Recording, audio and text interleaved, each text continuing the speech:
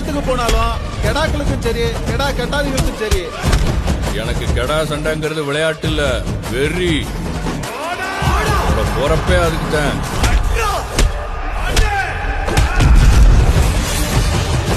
ராமரு, எனக்கு கெடா சண்டை மட்டும்தான் தெரியும்னு நினைச்சிட்டு இருக்கியா?